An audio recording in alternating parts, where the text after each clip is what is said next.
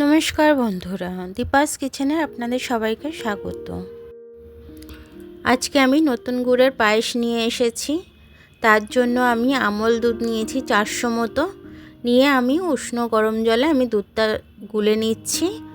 আর দুধটা গোলা হয়ে গেলে আমি আপনাদেরকে দেখাচ্ছি যে পায়েসটা কীরকম হবে।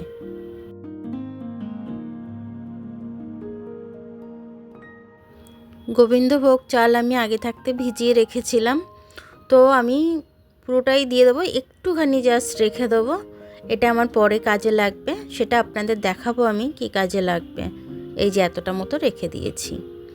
তো এদিকে আমি কাজু রেখেছি, কাজুটাও কিছুটা এতে রেখে দিলাম আর কিছুটা এতে দিয়ে দিলাম। কাজুটাও আমার লাগবে চালের সাথে। তো যাই হোক, এবার আমি এটাকে ফুটতে দেব। ভালো করে এটা ফুটবে, ততক্ষণে আমি ওদিকে কাজটা করব।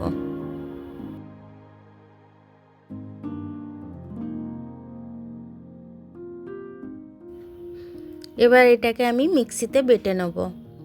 মিক্সির জারে আমি নিয়ে নিলাম এটা। তো হালকা একটু জলও দিয়ে দিলাম। এবার আমি এটাকে পেস্ট বানিয়ে নেব।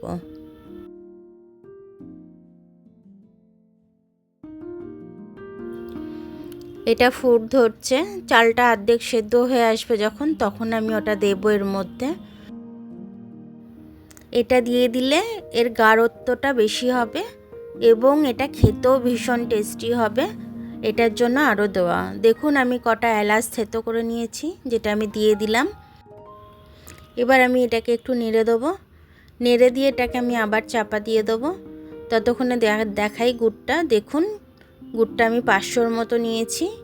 গুড়টাকে আমি এর মধ্যে দিয়ে দিলাম।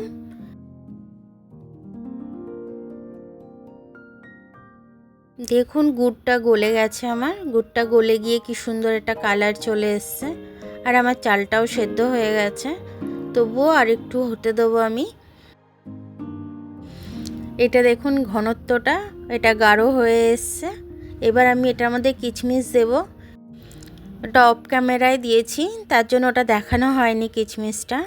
তো দেখুন আমি কিশমিশ দিয়ে এবার আমি বাটিতে এটাকে নামিয়ে রেখেছি। দেখুন কেমন লাগছে পায়েসটা।